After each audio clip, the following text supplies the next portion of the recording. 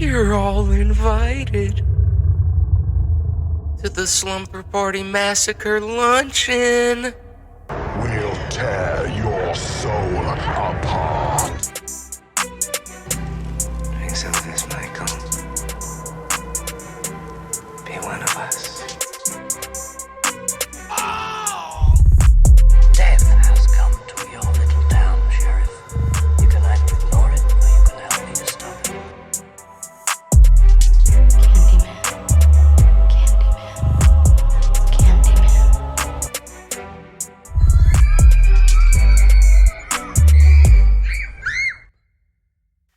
Hello and welcome to another episode of the Slumber Party Massacre Luncheon. I am one of your hosts, Rob. I'm not. We have a special guest today. What's up, everybody? It's your boy, Will. Long-time listener. Super pumped to be here on the... What episode is this? When this comes out, it'll be 8. 8. Okay. All right. Okay, I was about to say. We pegged you on what number you've listened to, though. Yeah, got him in the bank. Super pumped to have you on the show. This is not your first episode in name. We have mentioned you at least in half of our episodes and stories. Hell, this isn't even your first intro. No. Yeah. No. Yeah. So I think we got deja vu going. Yeah. I'm related to Robert. I've known him literally my entire life. Been buds with Petrus for over a decade at this point.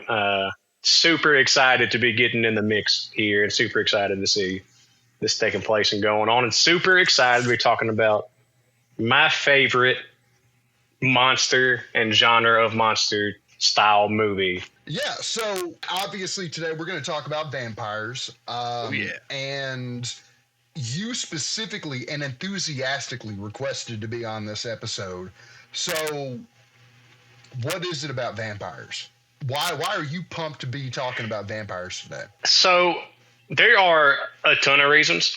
So vampires, there's something ingrained in human DNA and genetic material almost to be afraid but also attracted to these weird otherworldly but also human-like monsters.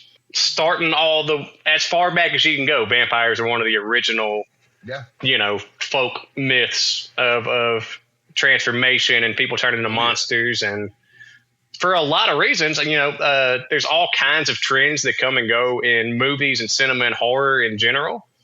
But there's always been a version of a vampire that is relevant to the story of horror and the conversation that's going on and relevant to the time period that, that piece of art's being made in. I think it's... Do you think it's also like that attraction to the idea of eternal life? I think culturally, like vampires, because they're so near to humans, I think culturally vampires just become an automatic reflection of whatever the cultural fears are at that time. Ooh. I can almost guarantee you that the first stories about monsters and people being transformed into like vampires or werewolves even probably, but vampires especially, I can almost guarantee you it came from somebody getting attacked by a bat that had rabies. And the next thing you know, they get rabies. They're frothing at the mouth. I don't know if you know this, but one of the symptoms of rabies is literally fear of water. Yeah. Hydrophobia, holy water. And so vampire became, so that's how it started. But even the original Nosferatu film, right?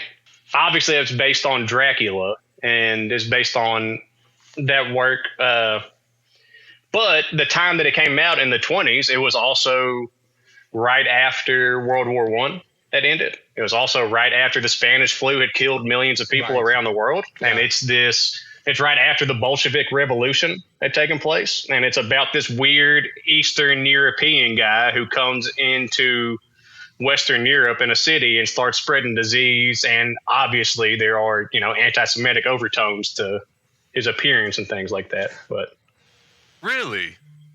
Yeah, the original Count Orlok. Oh, man. So they were just really on the nose about it? Oh, yeah.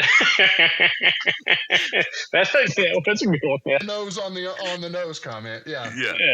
Real on the nose about Nosferatu. But I think what I was looking forward to the most in this episode just got demonstrated over the last 2 minutes. Like, I think it was, getting a history dump, and you know, yeah, big fan of history, obviously, and folklore as well. Yeah. Truly, kind of wish you were in our folk horror episode. I feel like you would have really crushed that one. But you know, I love that, and I think that's the part of vampires. You know, I've been kind of lukewarm on them for a while. I think it's for a couple reasons. Like, you know, you mentioned previously in a conversation that, like, the first thing that you're going to see, you know, probably in horror or some kind of monster is going to be vampires. And I think we all were that way, where we all saw, you know, Disney Channel vampires, or, you know, like a real, actual, you know, may have accidentally seen John Carpenter's vampires accidentally as a child. Don't know. But No one's ever seen it on purpose. No one ever has seen it on purpose. No. I think you might have accidentally made it. But so, you know, for forever, I just saw that sort of like Hollywood normal vampire. And I think it's the representation of vampires in different cultures that we've seen really recently that has gotten me to come back to vampires. Because I think another funny thing is, I think Hollywood, specifically in like the early 2000s until very recently, tied vampires to just sex appeal. Like, think about Van Helsing, and think about you know, Underworld. Thank you, Underworld.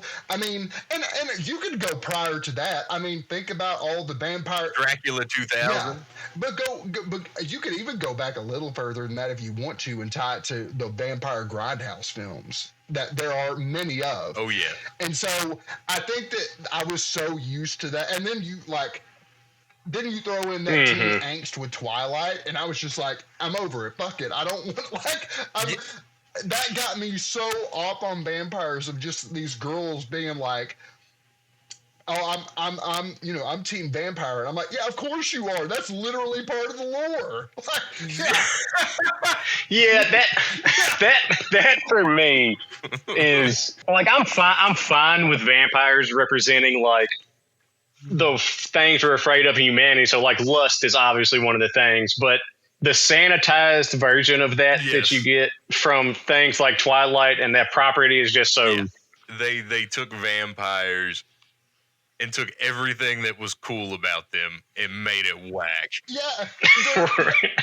Right. I was thinking about that today. Literally, every cool thing about vampires. This is the face of the killer, Bella. Like, bro, you're sparkling. You got on glitter. I remember we pre-gamed the release of Twilight when I was still in high school. We pre-gamed it. Oh God. And me and all my buds went to Pine Bluff movie theater to watch it. I bet that was an experience. Half drunk. And I think that you went to the Pines. We went to the Pines, and nobody was into it, but as soon as sunlight made him sparkly, we left. Yeah. We fucking done. I actually watched that franchise way after all of them had gone out. Like, they had all been released. I was married to Laura, and she is a fan of the book series. Actually, yeah, I'll start with the movies. She was a fan of the movies as a guilty pleasure. And one day there was one of the many sci-fi or whatever had a marathon on. Yeah. And it's just started. And I was like, I made the mistake of admitting I'd never seen any of them. And she was like, oh boy. And I immediately knew that I had fucked up. And we watched them. And I decided about the time that the sparkle happened, that I was like, I've got to get drunk. I've got to get drunk. It's 10 a.m. on a Saturday, but I've got to get drunk because I can't get through. This is wildly stupid. So dumb. Let me go back one more thing. So this is not my first time knowing about that series. So my twin sister got into it as well, obviously. And at my grandfather's funeral, we were waiting. We were waiting on people to show up to the house, as it happens. And Haley has just gotten done reading it. I don't know what I was doing. We were in college, so I think I was studying or something. And Haley's like, "Oh, I just got done reading this book," and I was like, "Cool, good for you." She's like, "You wanna know what it's about?" And I was like, "No, I know what it's about." And she was like, "No, let me tell you." And so my sister did a top to bottom. Did not spare any plot twist, top to bottom. Gave me Haley's rendition of what this series was. And I remember thinking, that's the dumbest fucking thing I've ever heard of. And Haley was like, and so Haley finished it and went, "Yeah, so that's Twilight." So now you know Twilight. Yeah, so now you know Twilight. Yeah. So, And I don't have to be the only other person in this house that knows it. I think that's what it was. I think it was like, and now I'm not alone. Yeah. Yeah. So, I think that truly I believe that franchise may have been what did it for me. And then when I started coming back into it and realizing that there's actually some cool lore and some cool shit there. There's even some bad vampire films that are good that do it better, I think, than Twilight. Low bar, but yeah, without a doubt, Dracula does it better. Without a doubt. Yeah. And that's another thing too, is vampires' use in exploitation films is always pretty interesting. It is a lot. I don't think I realized it until doing research for this episode how many exploitation films had vampire type. Yeah, it's a lot. It's a lot. Well, vampires can be a great metaphor for the sapping of anything. You know what I mean? True. Yeah. Yeah. Yeah, the draining of whatever is running out. Yeah. Yeah. And, I think that they're a great example. I think, like I said, vampires kind of spans the culture. Like, it's everywhere. I think kids, you can watch your Hotel Transylvania. Yes. Which I have a Absolutely. soft spot for. Love that film franchise. It's got your ookie spookies, your monsters. It's got all kinds of fun stuff with that. Yeah. So with that, what was do you guys remember your first vampire movies? I remember, I don't know that I can say I remember the first one I ever saw, but I remember the first one that stuck with me because it gave me the same recurring dream for years. Okay. Oh. But it is without a doubt The Lost Boys. Is the earliest, and I think I remember it was like, Rob, it was like one of your early birthday, and you had your birthday's right around Halloween, and you had like a gathering of all your buddies and watched, I think, probably all kinds of classics that night that are probably, but I remember Mom making you let me hang out with you on my birthday, right? And I remember staying up as late as I could watching those movies with y'all. So I think it was The Lost Boys. It was Monster Squad, probably. Fright Night, I'm sure, was there. Army of Darkness, I remember specifically. Mm-hmm. Oh, yeah. Yeah. I think, so growing up with our dad, there was usually something scary just on the TV. I didn't even know. So I can remember being a little kid and seeing this movie with Dad where Bill Paxton melts into a pair of boots. Uh-huh.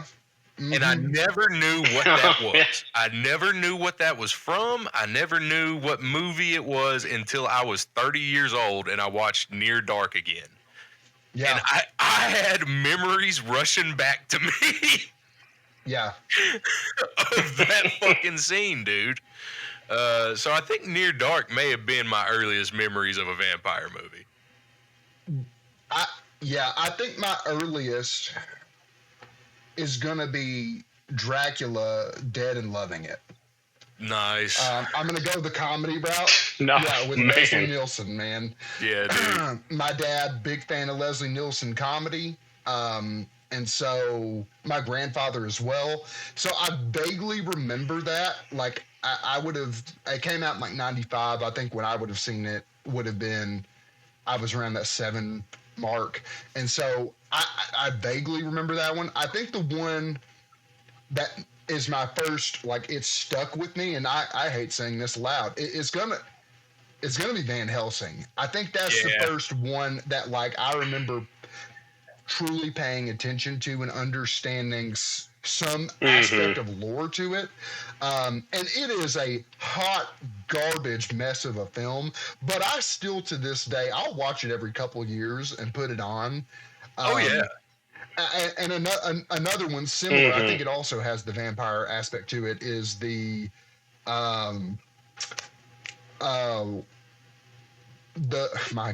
last movie that this is The Gentleman.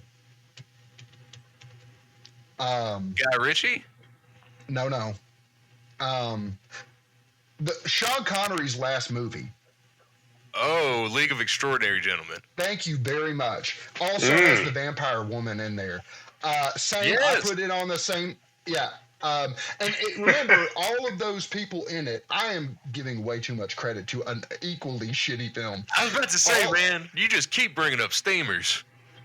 Yeah, that movie had potential, but it is the, like, you know, Vernon and a bunch of different literary, you know, it had some horror to it. It had Jules, you know, it had a lot of stuff to it, but it did have the vampire aspect to it, which I thought could have been cool if it weren't such a steaming pile of shit. But yeah, so I would say that Van Helsing for me was it, and again, just a truly garbage film. But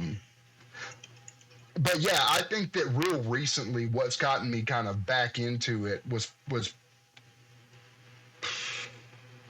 probably, I mean, a this year thing, probably either Sinners or Nosferatu. Both fantastic films. No, so good. Incredible. So good. I think that's what kind of reminded me that they could be good and not exploitation films and not like run-of-the-mill Hollywood garbage. Yes. 100%. So with that, you guys want to move into our tomes of darkness? Yeah, let's talk about some books. Yeah, I'm ready. Let me go get my Kindle, and I'll be. The tomes of darkness.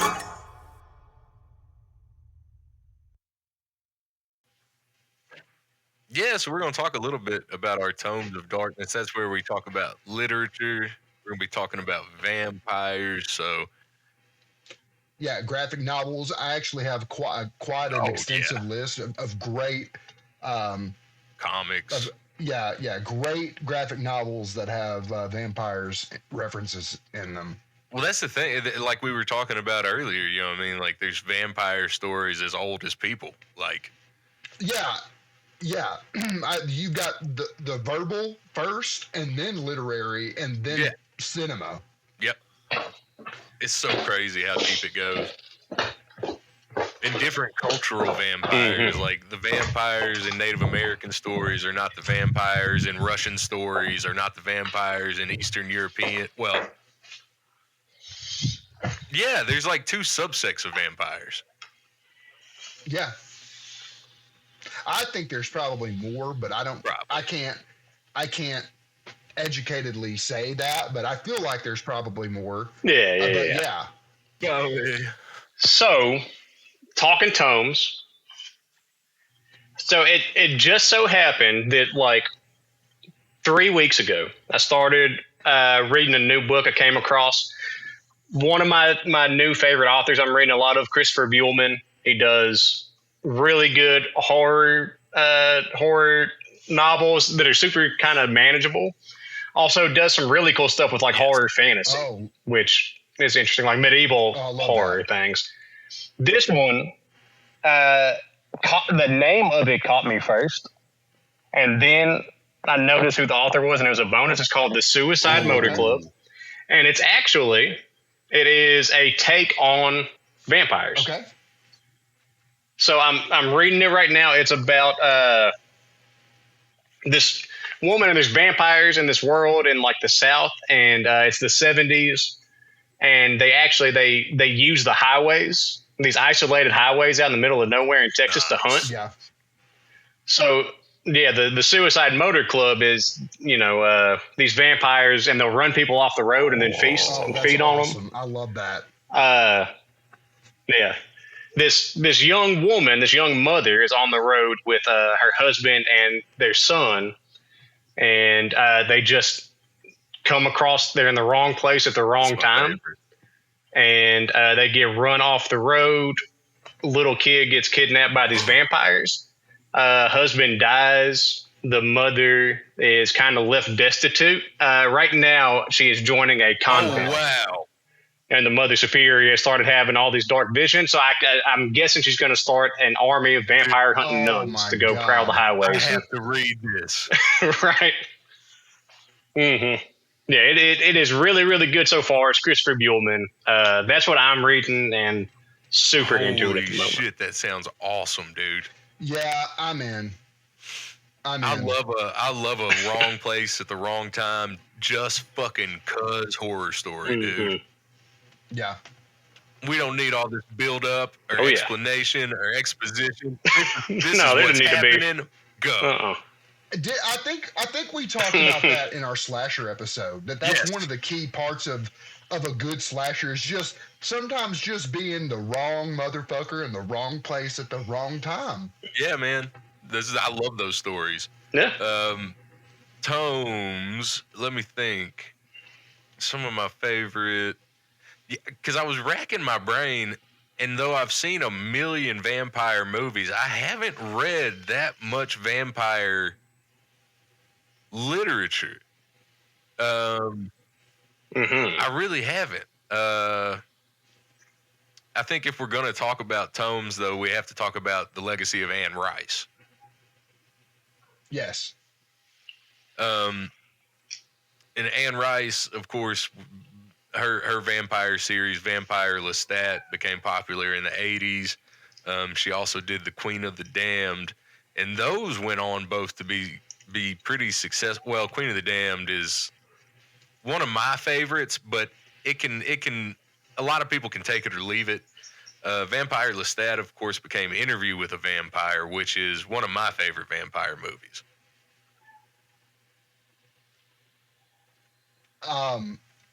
I don't think it was until last episode that I realized that Queen of the Damned was a book. Yeah. I just thought that it was an awesome music video. You just thought it was a Doe Aaliyah movie? Yeah.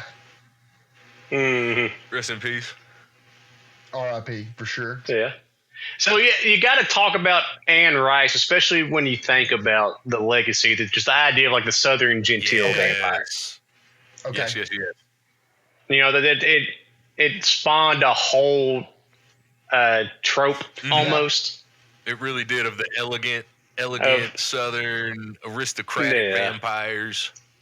Which can be seen, again, as you say, as a trope, can be seen throughout. Like, I mean, heavily doted on in, again, the Twilight series, but like, it is True Blood.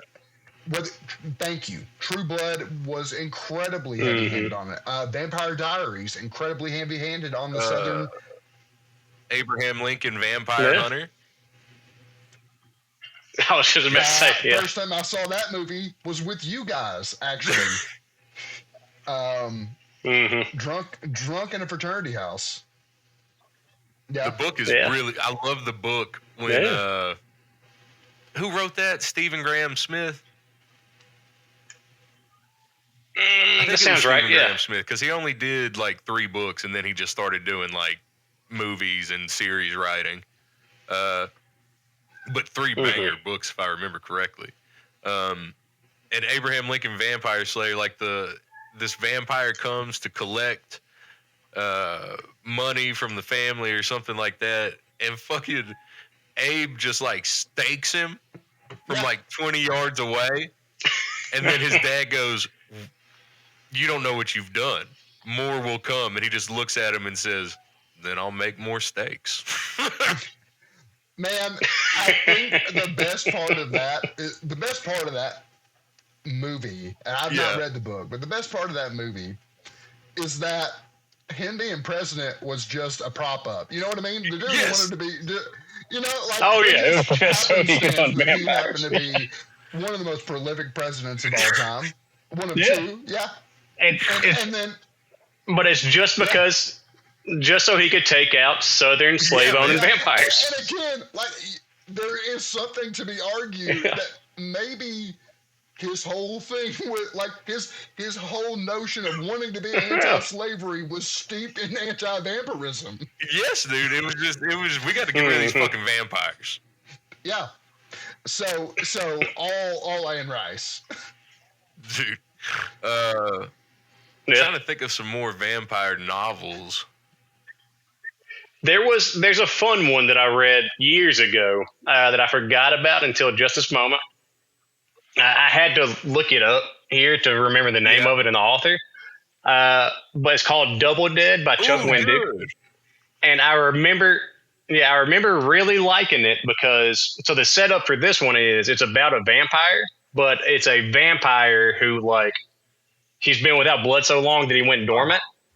And then he's dormant for like 100 years or something, or a couple hundred years, and then he wakes up and the zombie apocalypse has happened.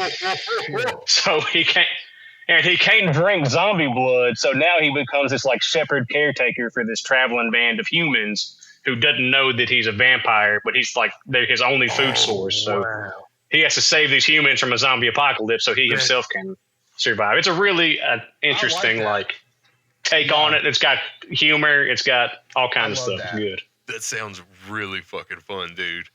Chuck is really good about doing fun stories like that. You said that's who? Chuck? Yeah. Chuck Wendig. Okay. Wendig. Good stuff. The Strain series, Guillermo del Toro and Chuck Hogan. Uh-huh. I read that in college. Man, that is such a fun take on vampires. The first story is a very, I'm gonna say traditional vampire story in that, you know, vampires are in the cities, a handful of people know about them, they're trying to stop them, right? And then by the end of the series, you end up in this like escape from New York, but vampires, like hellscape, dude. Where the head vampire has taken over the city, and like now it's people rising up, and like it's a very fun series. I don't think I knew when I started The Strain that it was about vampires, which was a cool thing to quickly learn. But yeah. Oh, man, I love The Strain, dude. It's got this mix of characters that is just crazy. You've got like this. I think I only read the last book in The Strain because I started reading the first book, and a lot of the first book is just like boring fucking like pandemic shit's going on. And I was like, no, give me to people eating people. I want to. Right. That last book is so it's brutal. Oh, I bet. Yeah. Obviously, I don't have a lot to contribute in book. I am just now getting to my literary horror era, so I'm just now kind of getting to that. But both of the books that you have mentioned, I've got down now. Very excited to read both of those. And you actually, we talked about this, I think, in the last episode, Rob, with Bizarro. Yes. And you're the one who got me into that. Yeah. And so I will always, whatever you throw out there, I'll pick up. I'll definitely read. So definitely excited on that. All right. I come in, I think, I always try to plug in here, our comics and graphic novels. I think that, more than almost any horror that we've talked about, vampires are all over comics, and there are a lot of really, really well done versions of it. I think one of my favorites, we've actually mentioned this before, is American Vampire. It's the vampire western. The first few volumes, and I don't know just how many of them. The first few, Stephen King actually gets credits on them. Yes. But it's got a really cool. It does a good job of doing the kind of vampire hierarchy, of the organization and the politics. Very cool. It actually has a really cool spinoff that I don't know that I've completed a volume on, but I've done a couple issues of American Vampire 1976. I didn't know they had that. It is very grindhouse feeling, awesome. Looking, the art very, very much awesome. Love that one. Another one I think that you'll both be a fan of is a 2023 entry, Universal Monsters Dracula. It's the comic series. Very great. A writer that I'm just a massive fan of, and actually, while he is so prolific, my first real take on him was actually one that you gave me, Rob, Jeff Lemire. Ooh, okay. Yeah, and the first book that you gave me was Phantom Road. Yeah, dude, Phantom Road is so sick. It's a great one. So he wrote Little Monsters, The Last Children on Earth, and they happen to be vampires. That's all. Yeah. So that's a great one. Dracula Motherfucker. That sounds like something I need to read. That sounds sick. Yeah. I like it. To the point. 1889, Dracula's brides nail him to the bottom of his coffin. 1974, Return. Awesome. In Hollywood. Great one. Also, big fan of the art. It's got a very fun time, like thematic of the 70s. The art, I think, is really good on that one. Trying to see if there's any other. Bleed Them Dry is another, and I love the art style of Bleed Them Dry as well. But again, they're literally, there's so many. Garlic and the Vampire, These Savages, DC Vampires, and there's also Marvel Vampires. Mm-hmm. Both of them had to get a swing at it, just like both of them had to get the zombies. I'll have to check out the Marvel Vampires. I haven't looked at that. The DC Vampires is really fun.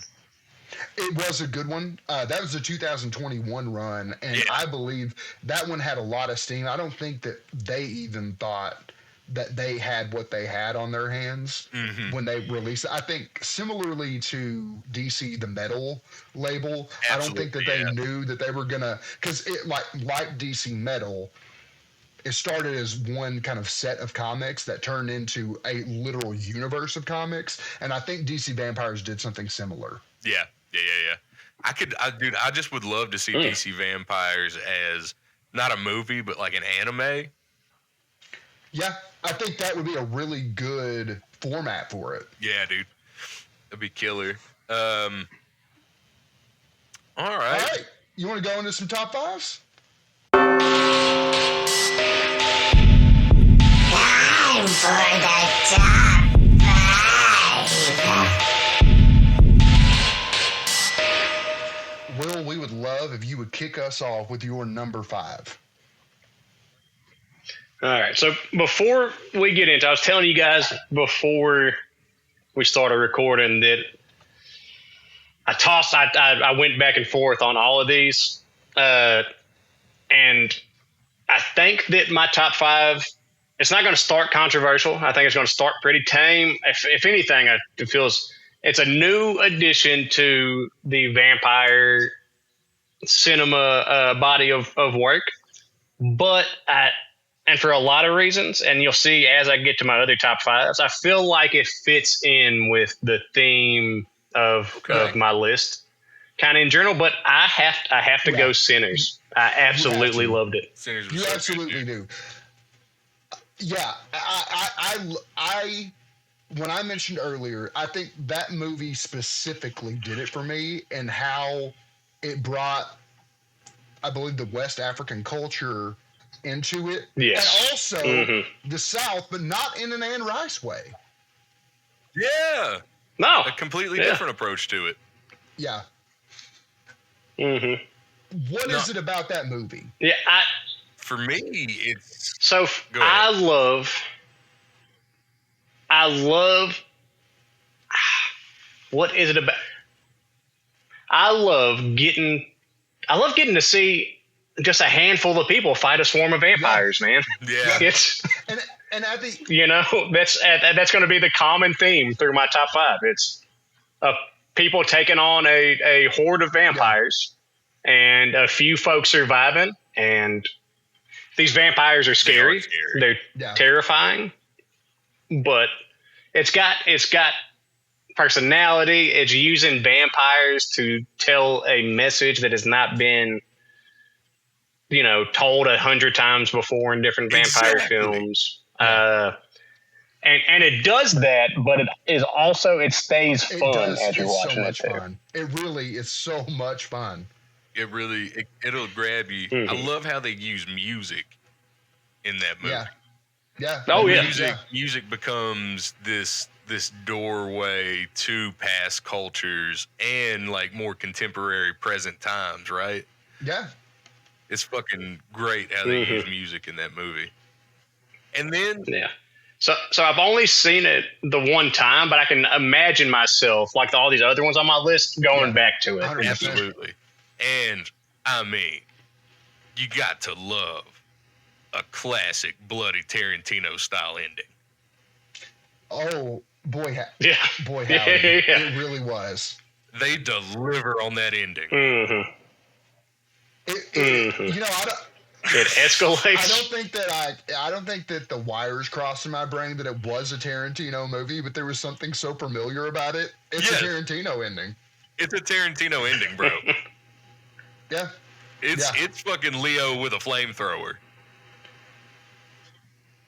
Yeah. Yeah. So what's your top 5 or your number 5? I'm going to go in a different direction here. A guilty pleasure of mine that, to me, hits in a lot of different areas. I'm going to go From Dusk Till Dawn. Nice. Man, the scene at the titty twister alone is worth this whole movie being on my list. I think there's 100... There's damn well close to 140 deaths in that seat alone. Oh yes, dude. Constant changing of hand of protagonists being turned into vampires. Wonderful deaths throughout the whole thing. Obviously, I think our next episode is Grindhouse. It is a Grindhouse film. It is an exploitation film. It is bloody and gory and boobs and I'm so glad you brought it up too, dude, because it is one of my all-time favorites that just escaped me on this list. Yeah. I almost put it on mine, and it just barely did not. It made a couple different versions of the list before I figured out exactly what I wanted to tell about through this list. For me doing research for next week's episode, I don't think I can tell you it would have been edged out ever so slightly by a guilty pleasure of mine that has no business being on this top 5, which is The Invitation. The Invitation is man, it's not a good movie, but it is a guilty pleasure in that I think it had a good story, but I think that it got caught up in the sex appeal. Too much of it, but there are some real horrific parts in that kind of bring you in. I think there was some real scary shit in there. It's just then it was followed by boner. But man, From Dusk Till Dawn, a young Trejo. It's just start to finish, fantastic film. I love it. When because they're supposed to be meeting their guy there to get the passport so they can go to Mexico and blah blah blah. And when Cheech Marin shows up at that last part and that motherfucker's on fire, dude. And he's so nonchalant. It's great. But that's what's great about vampire films is they can cross so many genres like that. Like that's a Western through and through. Also, would be remiss if I didn't say just a big applaud for the most unserious and yet serious George Clooney ever. Yes. That is the most anti-George Clooney movie ever made, and yet he nailed it. Dude, him in that movie is intense. Yeah, very. I will say, and I don't know if you agree with me on this, I've always felt like the front part of that movie could have about 15 minutes shaved off it. Absolutely, unquestionable. But other than that. Yeah, and then add an additional 15 to the titty twister. Oh, yes. Yeah, just make the whole movie that. Yeah, literally. Just start the movie at the titty twister. Yeah. We've got these people. And then keep the ending with Cheech. And you've got it nailed. You've got a perfect vampire movie. You have a perfect vampire movie. 100%. What you got for your number 5, Rob? My number 5, I'm going with one that we mentioned earlier. It's one of my all-time favorites. It's my only horror comedy on the list. Dracula Dead and Loving It. I'm so okay. I didn't expect. That's not what I saw coming. Yeah, Dracula Dead and Loving It is. I remember seeing that movie maybe 100 times because the Renfield character was so funny to me. The Renfield character keeps running around trying to get people to give him enemas. Yeah.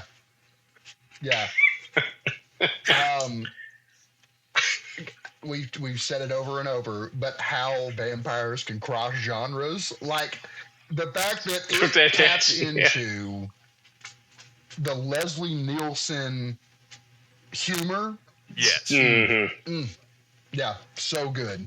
So good, dude. And classic, like tropey it's okay. So it's what I always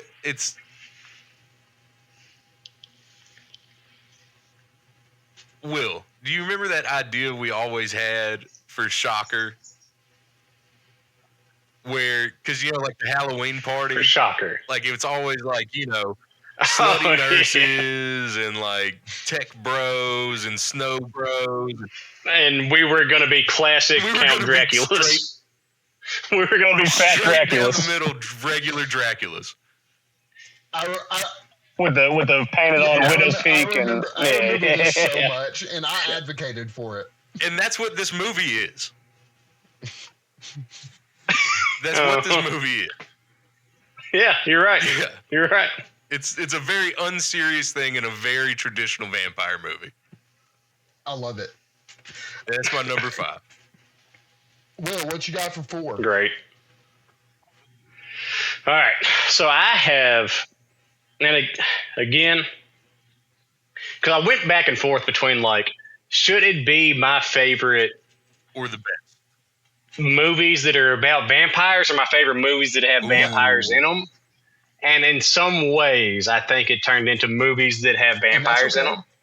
But I want to preface it. As I was making this list, I was thinking the whole time, like, would I be excited to go home and watch this? I think that's a great way to approach a list.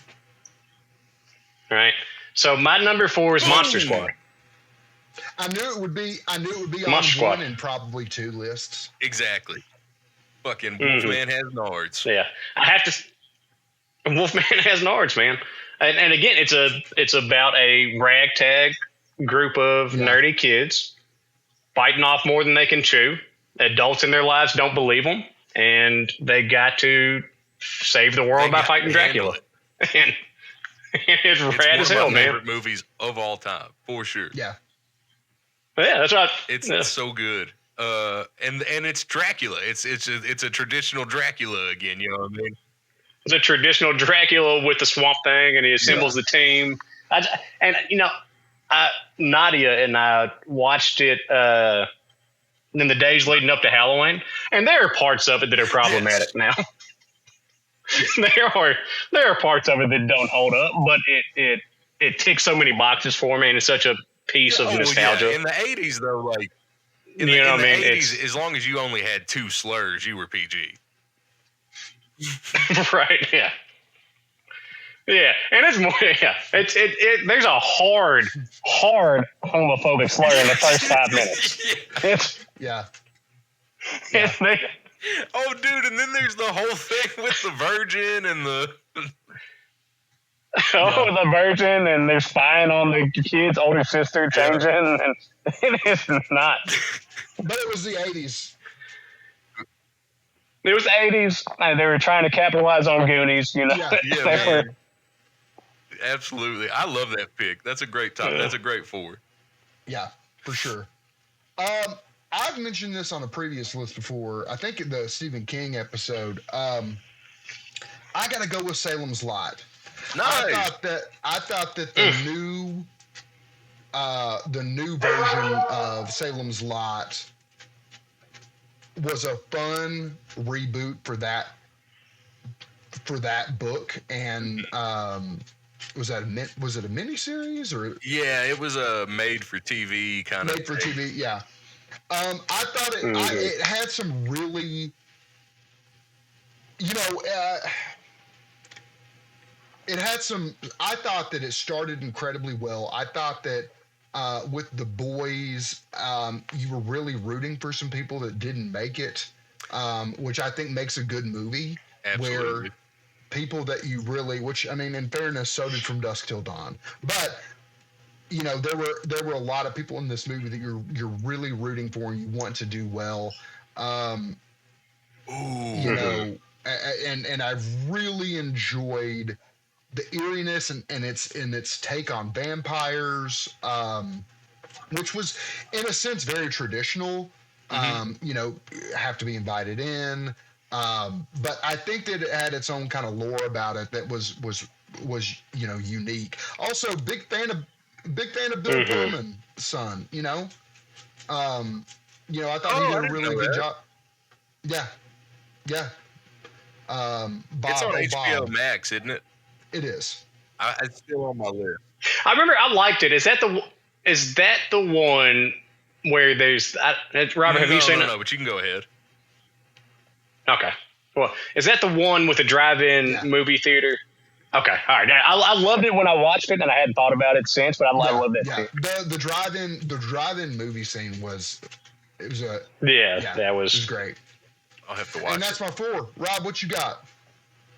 Number 4, coming in hot. I want to say it was his first movie. Don't quote me on that though. Guillermo del Toro's Cronos. Okay.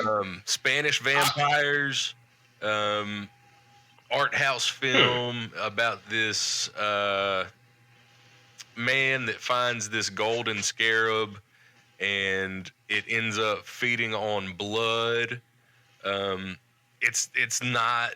I like it because it's a completely untraditional vampire story. It's not sexy. It's not slick. It's dusty and sad and fucking depressing. I've not actually seen this movie, so Cronos is dark, man. Okay.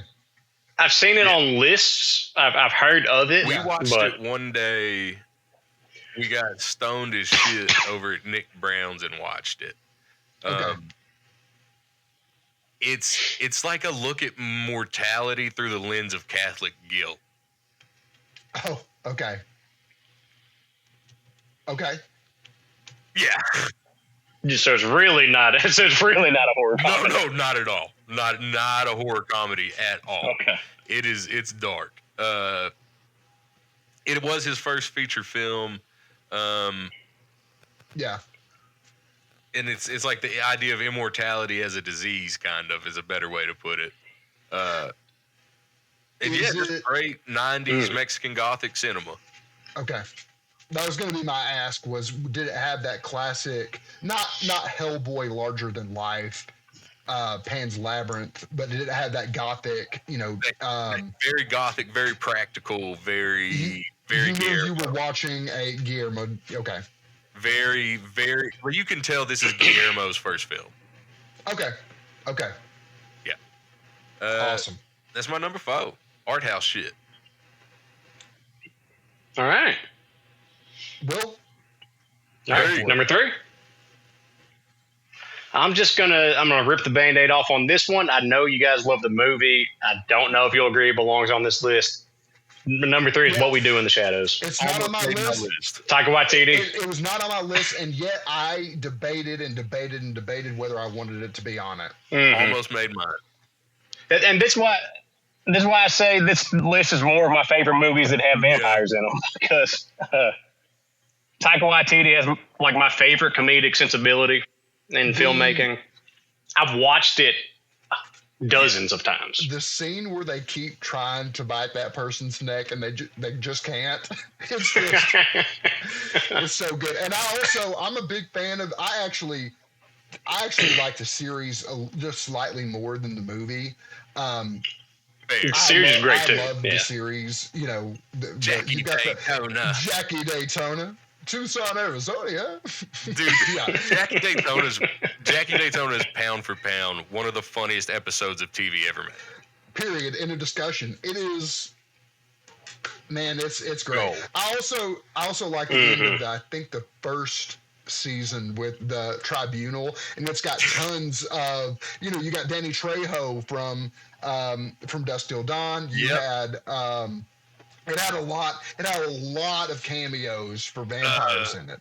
The guy who's the tall guy that plays the head vampire, Doug Jones.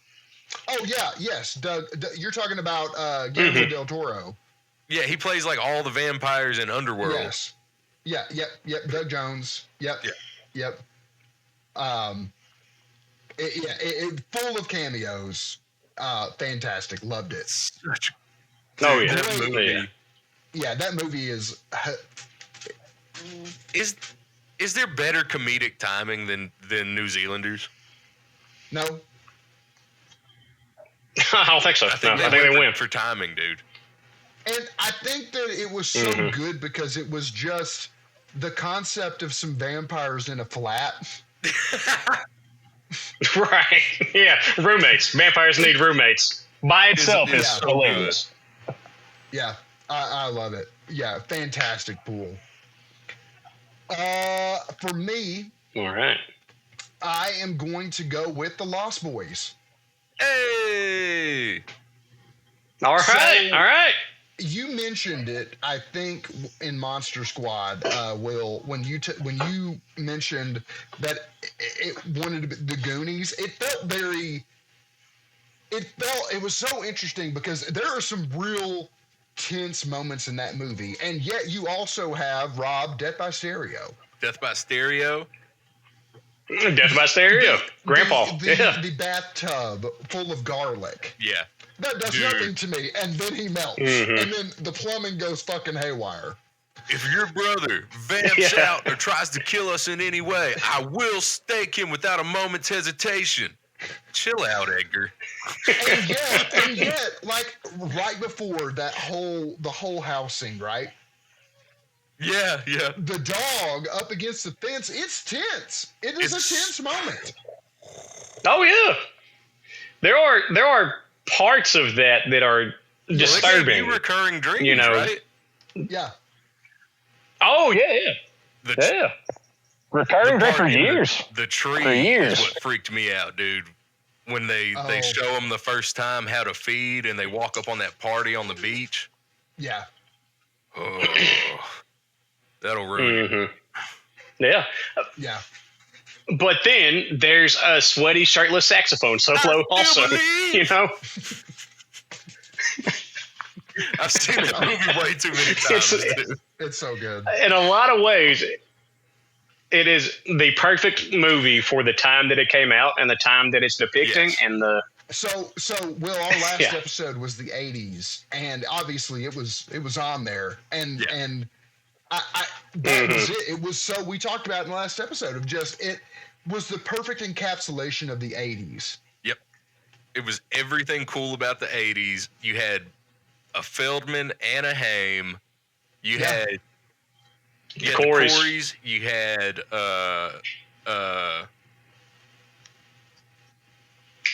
Sutherland making his name. You had the guy from Bill and Ted about to be in Bill and Ted. You know what I mean? Yeah. You had the grandpa in that movie is so funny, dude. Yeah. Yeah. So I think it for me is the one in my number 3 slot. It's the one that I didn't debate on. Yeah. I didn't need to make it higher, and I didn't need to make it any lower. It was a perfect 3. Right. All right. Goes. And I just want to put on the record before you give your number 3. Shocked there's not been a lot of crossover. Not yet. We're getting there. My number 3, I'm gonna go with another weird one. 1983, directed by Tony Scott. I have to put it on here because I love David Bowie. The Hunger, 1983. Yeah. Yep. It's vampires and fashion. It's fucking great, dude. It's smoky clubs and Bauhaus and gothic music and Susan Sarandon, and it's awesome, dude. It's a great movie about vampires. David Bowie plays my favorite vampire. Look at me, Lydia. I love it. And David Bowie, I'm not sure if he hadn't recently died, I would think he is a vampire.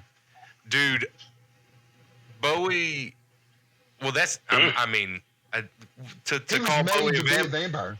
To call Bowie a vampire would be to label Bowie, though, and we don't do that. Oh, that's fair. I'm also not sure that David Bowie wasn't a vampire in Labyrinth. The vampire with the most, baby. Fucking David Bowie, man. Yeah, solid pick. Yeah. What's your number 2? Number 2, Will. All right.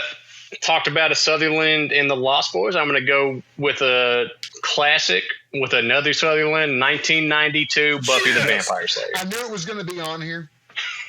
So glad somebody picked it. You know, and because I made a list that was like Sinners, Nosferatu, all these things. And then I started thinking about it, like, no, if I go home tonight, I want to watch Donald Sutherland teach a teenager how to kick vampire ass. That's it. I don't. Yeah. You bear the mark. Yeah. Paul Rubens. That death is so unserious. We talked about it on Dead Homies, I think. We did. When he starts kicking his foot up against the wall. I'll do a spoiler now. He was going to be my Dead Homie show. I think Paul Rubens Buffy the Vampire already Slayer. been a Dead Homie, but that's so good. I'm so glad that he comes back. Anybody, he deserves more than one mention. He deserves a double inductee. And you know what? It wouldn't shock me if at some point in this podcast he gets a third. If we go long enough, will make his way back around. David Rubens dying as a vampire is going to be a Dead Homie multiple times. I also love in that movie you get a young Ben Affleck. Yeah. Yeah, who plays a vampire very shortly on the basketball team. Yeah. You've got multiple vampires on the basketball team. You've got Luke Perry. Mm-hmm. Yeah. David Arquette as a vampire. One of my favorite. David Arquette. Oh, dude, when David Arquette is floating outside of his room. Let me in, pie. Freaked me out. That's one of the scariest parts of the movie. Freaked me out when I was a little kid, man. And I think that movie is tonally not a lot, but tonally it's tonally different than the show. Yes. Yeah. I love, but when he's floating outside the window, he's just like, "Come on, Pike, let me in, man." And Luke Perry wakes up like half drunk, and he just goes, "I can't let you in." And he's like, "Why, man?" And he goes, "'Cause you're fucking floating, man." Man. You're fucking floating. You're fucking floating. But yeah, the movie's got everything. It's got reasonably scary vampires. It's got cheesy martial arts. It's got montages, training montages. It's got a prom. It's a great movie, dude. That's all the vampires got invited to the prom because. If I'm not mistaken, Paul Rubens is in it. Yeah. Yeah. What was it? They're all waiting outside, waiting to be invited in to prom. Oh, these are our dates. I need to give that a rewatch really soon. Fantastic. Oh, such a good movie. It's a fun one. Yeah, it's a fun one. Oh, So for my number 2, I'm going to go with one that shouldn't be a shocker. It's Nosferatu. got to, right? Just he can't do wrong. You know what I mean? Fact.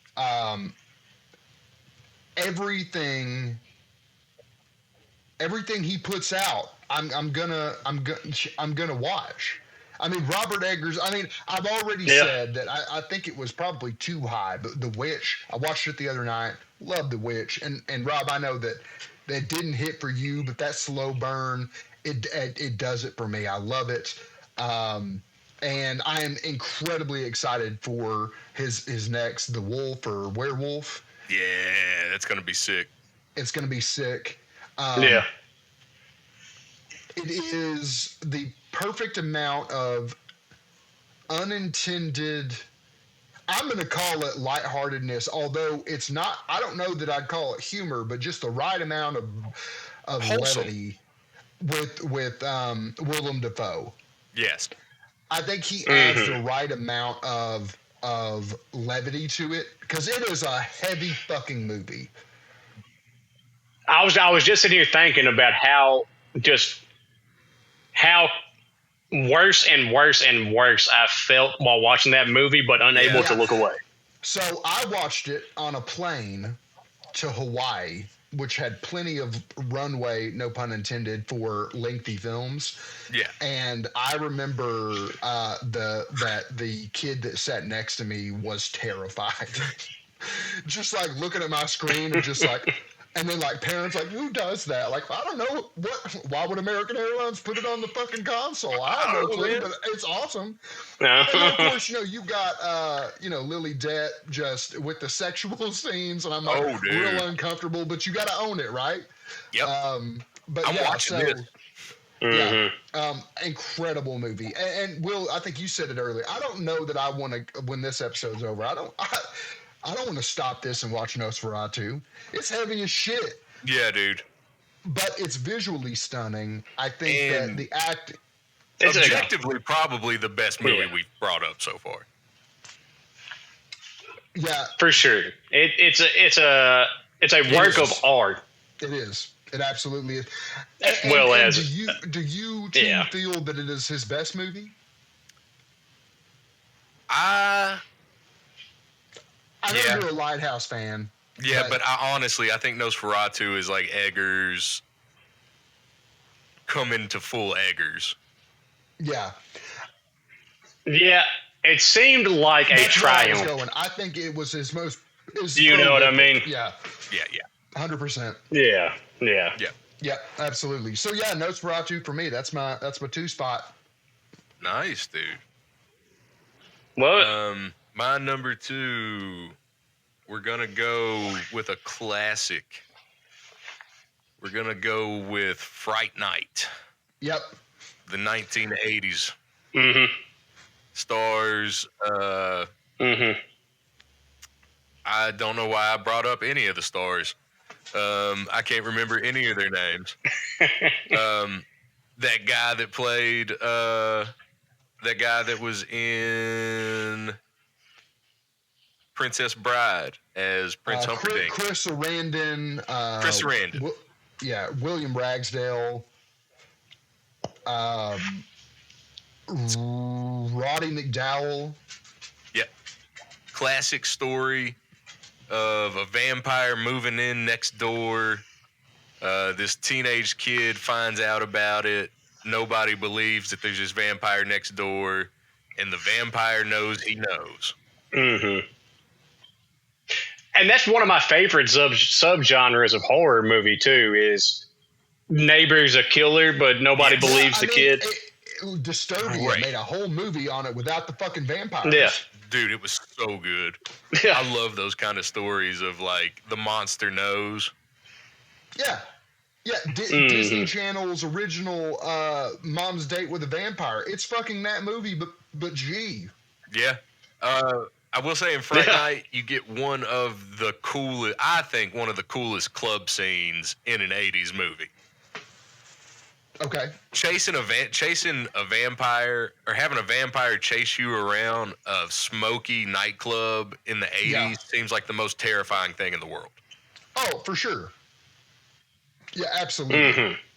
Unless that vampire is a very handsome Chris Sarandon. This one almost, I bumped it off my list for Okay. I got you. I love it. It's got the classic, like, kind of, and it has that character that's like a classic Vincent Price kind of TV personality character. Mm-hmm. I love it, man. I think it's a great one. We'll tell them our number one. It's the original. It gave me recurring dreams and night terrors as a child. It is the perfect encapsulation of the 80s. It's another member of the Sutherland family. It's the Lost Boys. Baby. Awesome. I knew it, and I got so concerned that we made it that far. Yeah. So. Yeah, no. Lost Boys is number one for me. So this recurring dream that I would have it would be as a young child. Because I don't know if you know this, Petrus, but our dad did not believe in ratings for children. So that has been well established in the lore of this podcast. Okay. Episode one, it was well established that Neil and David, my dad, did not nope. Yeah. If it was cool, we had to watch it. Not only were we allowed to. I think y'all were talking about John Carpenter's Vampires. The first one of those I ever saw, I was a child, and it was on TV, and Dad made me come inside the house and watch it with him. That's such a Neil story. And again, very relevant with the lore. Absolutely. Yeah. But, this recurring night I had for years and years and years, I think into puberty, was the house, the roof of the house would get ripped off, and then vampires would be chasing me through the night, and I'd be running through the streets being chased by vampires. And it all started because of the Lost Boys. It is, I think, one of my favorite movies of all time, let alone. Dude. For all the reasons we listed earlier, it is my number one movie, number one vampire movie. If it's got, I think, of any horror film, probably the most quotable. But I don't know if I'm saying that just because I can quote it front to back. No, right, I think you might be right. Yeah, and I love. It's got one of the best ending lines of all time, man. One thing I never could stomach about Santa Carla, goddamn vampires. Vampires, yeah. Cut to black. Yeah. Yeah, it really is. It's a fantastic. I kind of want to watch it tonight. Fuck. Right? And yeah. We didn't even. And with Halloween coming up, I've been taking Nadia and I've revisited a lot of these in the last month. And Monster Squad, like I said, doesn't exactly hold up the way it used to. Buffy the Vampire Slayer we watched a few months ago, and it doesn't hold up the way that it used to. The Lost Boys, 100%. It holds up because it's cool as shit when you're a kid because you're watching these cool teenagers from California do cool teenage stuff and these vampires. And it's cool as heck when you're an adult because you're watching. It's the same. It's the cool same for the thing. same reason. It just stays cool. And we didn't even get into the Frog Brothers. Right? The Frog Brothers are one of the best duos in all of cinema. All time, man.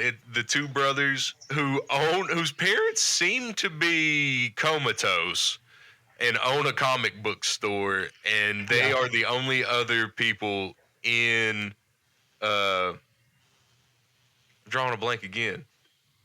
Santa Carla that knows that there's vampires. Yeah, it's them and the grandpa that knows there's vampires there, and I fucking love it, man. I love it. The Frog Brothers have zero fucking supervision.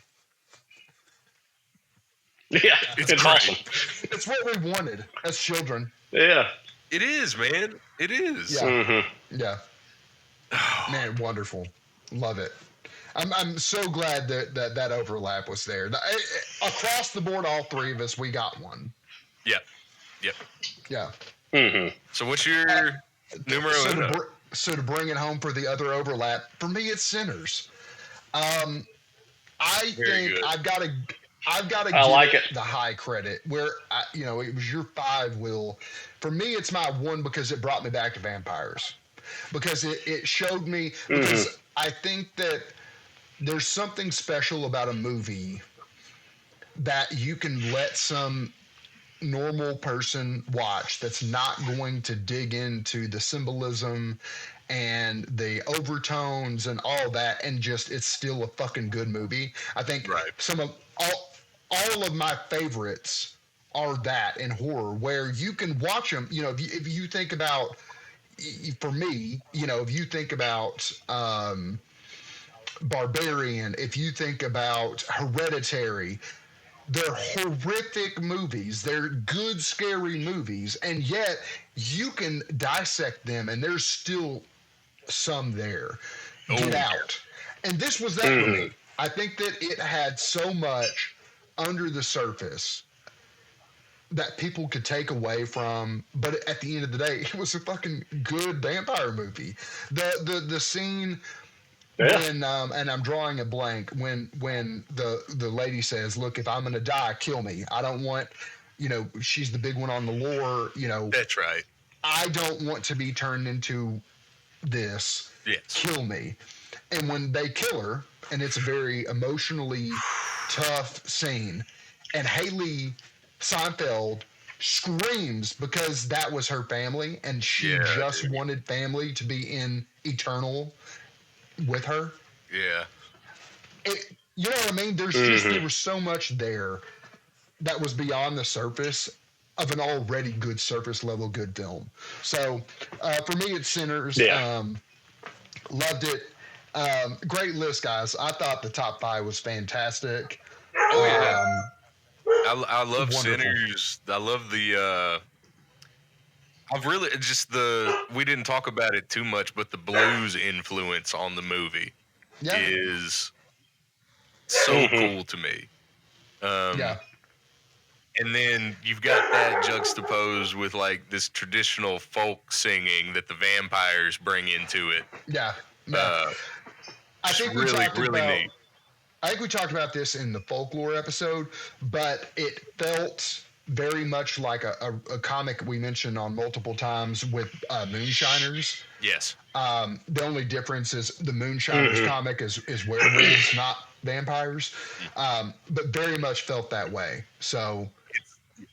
Yeah, and it watching it. One of the great things about it is, one, I think it's an instant classic, and it will absolutely be something I watch as much as the other things on the list moving forward. But one of the things about it, especially with the Native American vampire hunters, is as you're watching it, it feels like it's taking place in this very well-established, well-thought-out world, but it never gets bogged down trying to world build to the audience. I couldn't have said it better. That's a great way of putting it.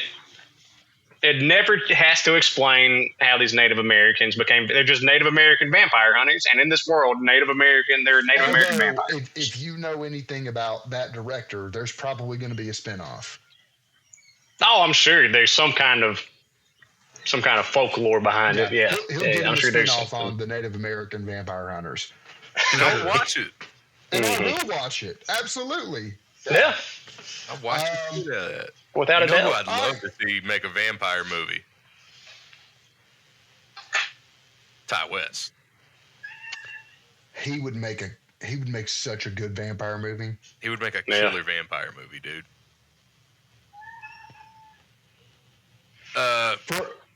Yeah. You So want to talk about some dead homies? Dead homies.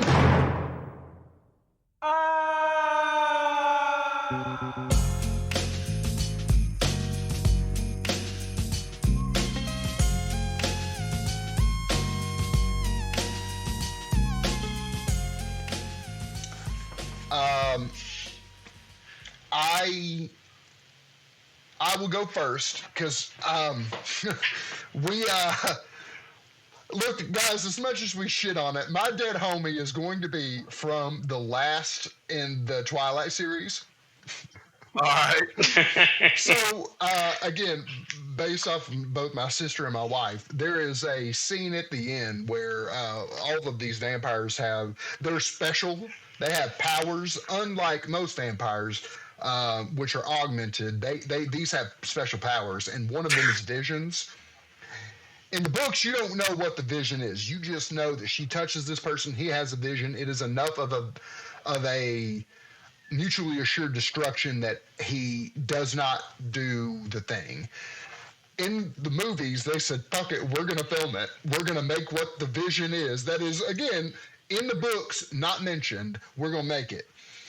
A character from movie one that you've grown to love, the paternal figure in it, gets very protective to save the family. He jumps. Michael Sheen and him collide midair. They both land, and his head falls. And the paternal figure's father, his head plops off.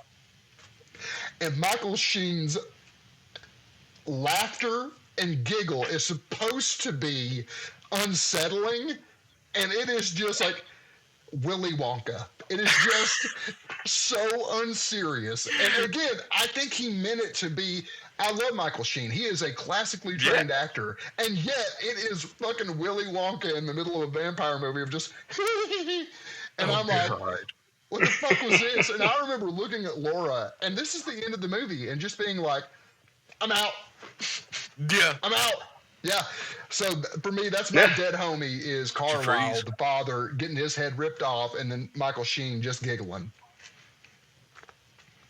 Hell yeah. Like it. Go ahead, Wheezy. Like it. But I said it already. Paul Rubens, do it. man. I'm sure Twilight's a treasure trove of dead homies. It's got a bunch. Yeah. But for me, the I think one of the best death scenes, funniest death scenes ever recorded. Paul Rubens dying at the bottom of that stairwell, making a meal out of it. It's like a 3-minute death, isn't it? Oh. Yeah, It's 3 minutes and then 2 minutes of credit scene death. Yeah.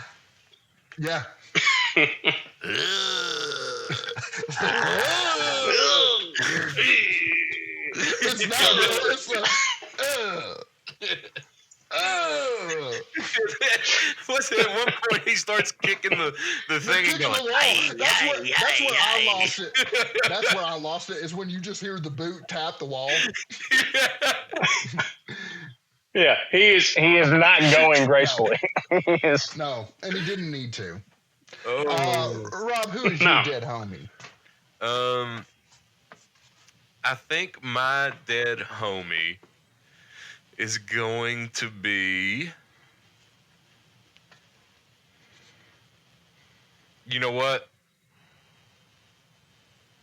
Let's go ahead and pour one out for Kiefer Sutherland. getting staked on a deer head. Yeah. Oh yeah, Getting staked on a deer head, and then somehow going from a full-grown vampire with a beard to a baby man. Yeah. That was a really weird transformation for me. Yeah, when he became a vampire, he got younger. Became a vampire, or when he became not a Like vampire. Benjamin Button situation. Yeah. Yeah. That's gonna be my dead homie, man. Fantastic episode. I like it. Will, thank you for being a commuter to our work lunch and joining us. Yeah. It's been a pleasure having you. We have thoroughly enjoyed it. We'll have to have you back for sure. Absolutely. Thank you so much for having me. Next episode, Rob, we're doing Grindhouse. Grindhouse is next. Amazing. Cannot wait. Can't wait. Yeah, guys, thanks for listening. Be sure to check out the other podcasts on the network. Will, do you want to go ahead and plug what we got coming? Yeah, we're working on it. It'll be a little bit. It's taken some groundwork, but we are kind of getting into a little bit of music history and global music, and we are getting ready to release the first kind of arc of our upcoming podcast. The Revolution will be broadcast, where we are.